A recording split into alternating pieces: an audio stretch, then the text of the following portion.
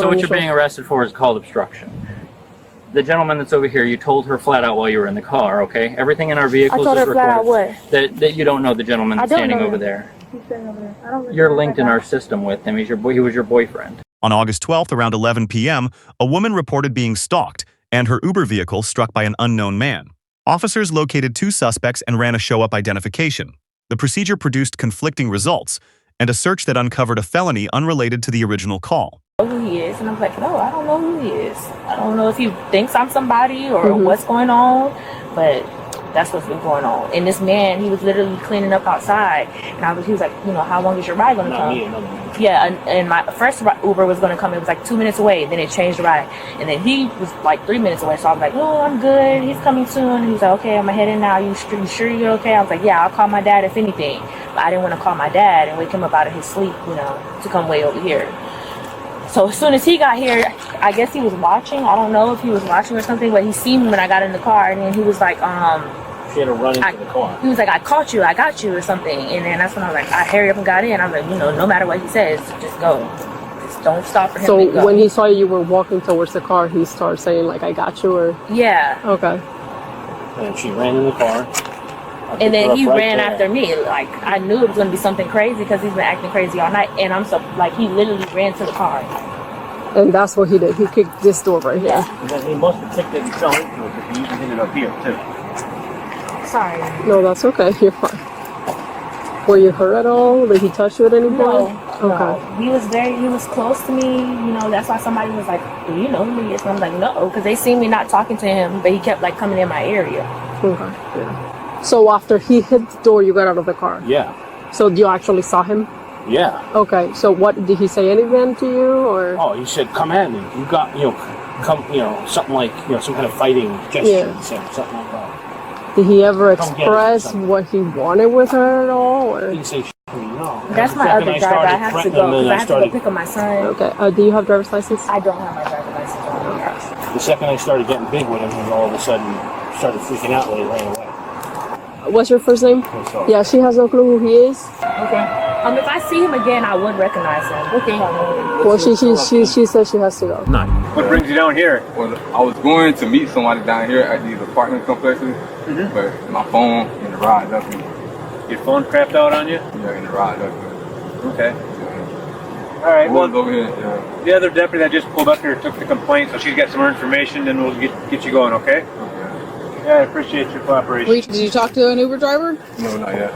Okay, because the person we had the complaint on was an Uber driver. No, I didn't talk to no Uber driver. I didn't see no Uber driver.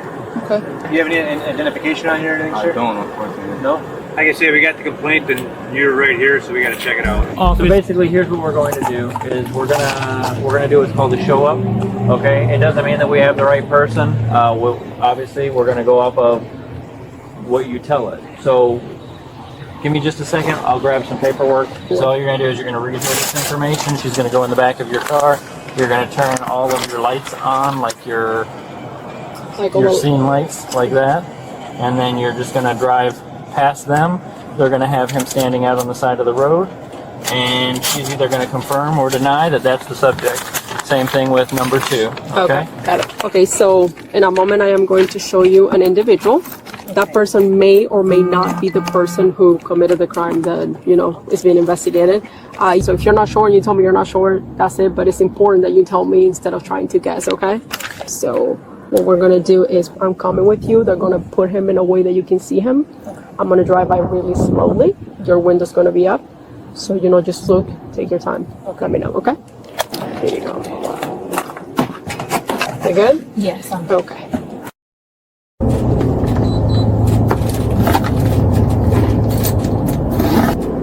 Okay, they're going to be right there in front of it's going to be to your right where those 2 patrol cars are. Okay.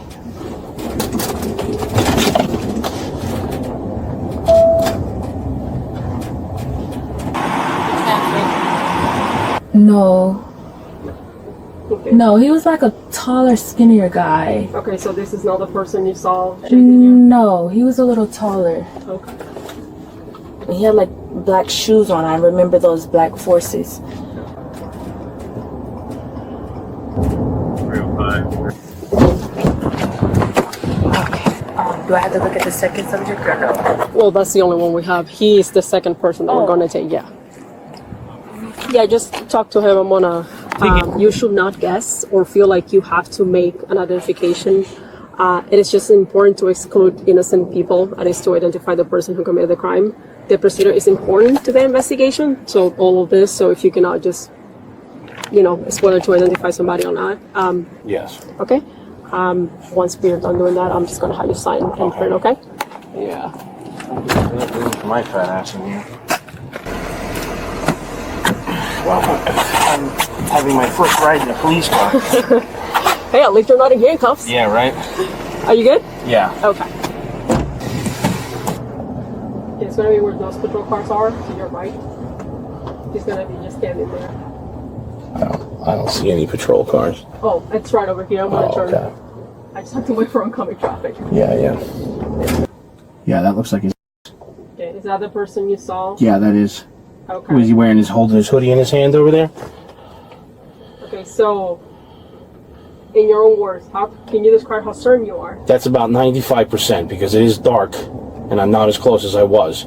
But that looks like him, 100%, and the clothing he was wearing. She knows this guy. She's playing games with me. I knew it too when she got in the car. Because she's like, I don't know him, but yet run away from him, don't listen to what he says. Sounds like boyfriend-girlfriend issues. And I had to pay for it. And yeah, I know not to say anything to her. Man, oh man, oh man. Alright, yeah, obviously I can't get out. I should have taken a picture of myself back here. Oh, fuck me.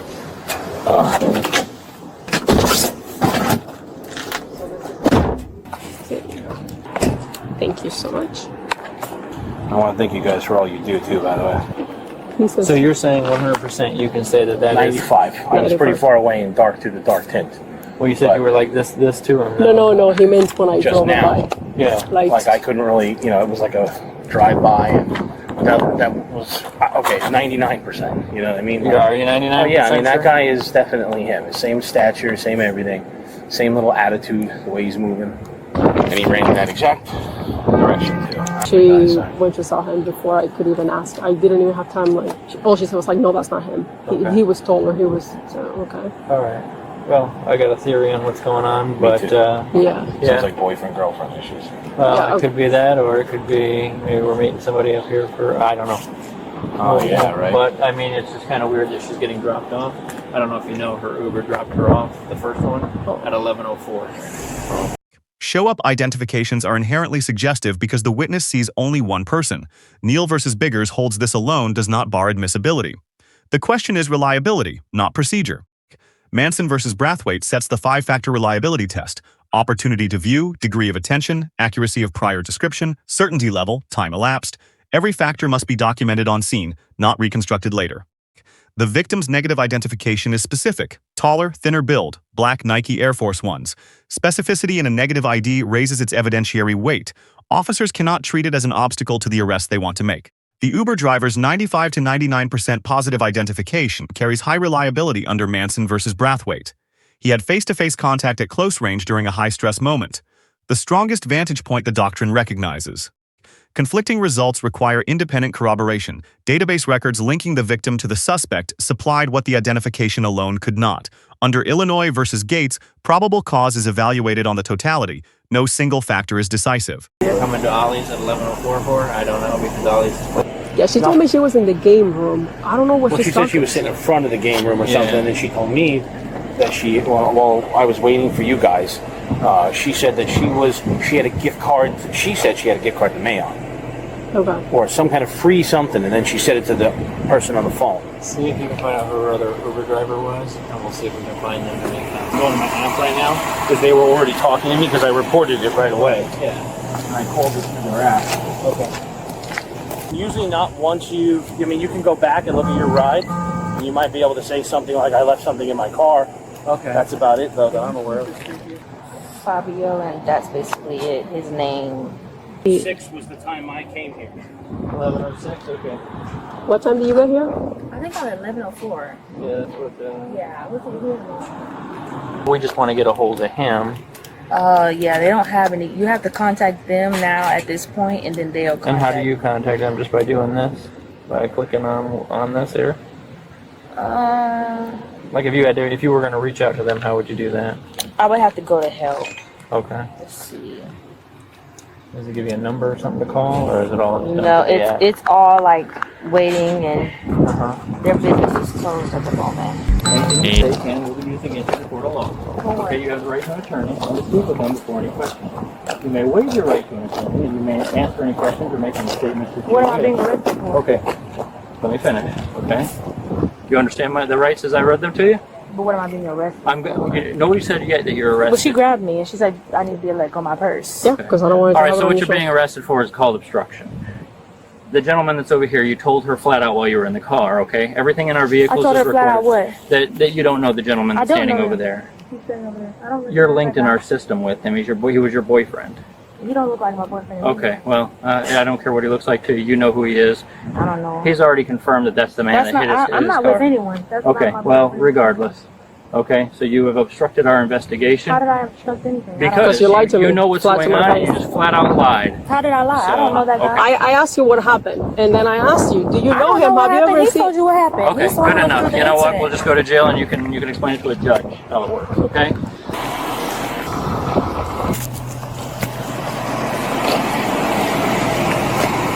Can I keep the bag? Nope, you can't. You said I could keep it. No, I said I would take it once I have to. Yeah. But you cannot. That's actually considered contraband if we put it in the jail. So. Well, I ain't going in the jail cell. Yeah, you're going to jail. Where do you think you're going? Anything that you have on you. And the reason I ask is because when you get there, they're going to put you through an X-ray machine. I don't think I have anything on me. Okay, just so you know. Just sit down. Be careful with your head. That's right. I saw the guy was on top of us. I don't know if I was on the way up here. How don't you know your ex-boyfriend? To me, I don't know my ex-boyfriend. I had a lot of ex-boyfriends. That doesn't mean you don't remember them. Why do you think I remember him?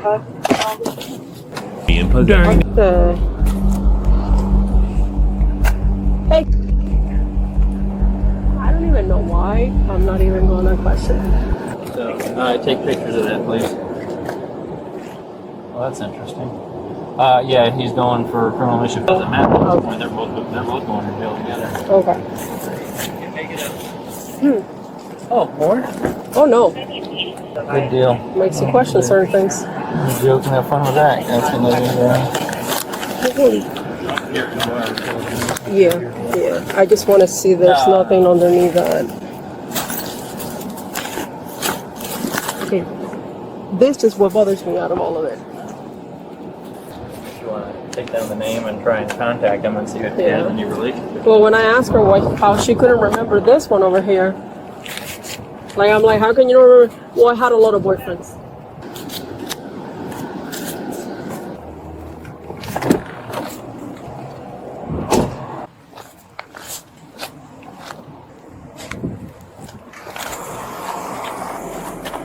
You also take a picture, you can see the door sticking out too.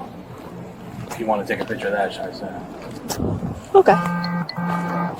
Okay, so we spoke before about the whole thing. You told me what happened. So I just need you to raise your right hand, and do you swear or affirm the statement you previously gave me is the truth, the whole truth, and nothing but the truth? Yes. Thank you. You can put your hand down. And do you want to pursue charges for the damage to your vehicle? Yes. Okay, perfect.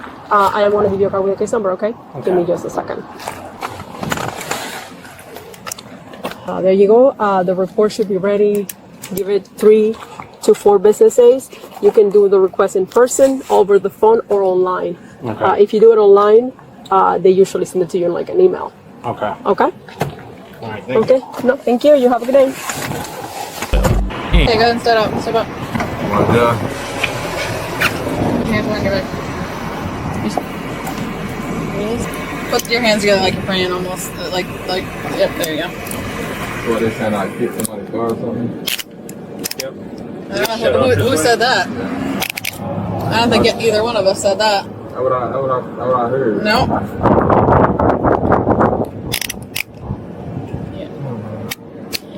Interesting that you'd know that though. I could have sworn that's what I heard. Can I have a light? Like, Yeah. that's good. Well, I mean, you guys got some evidence, so you guys can do that. Apparently the people that did drove over here. They said they seen him? They matched you. Nothing else in your waistband, anything like that? No, I have a freaking pajama shirt. You have nothing else on you? Okay, the only reason we ask is if we miss something, you know? Yeah, contraband, all that type of shit. Yeah, we don't want... Shit, so,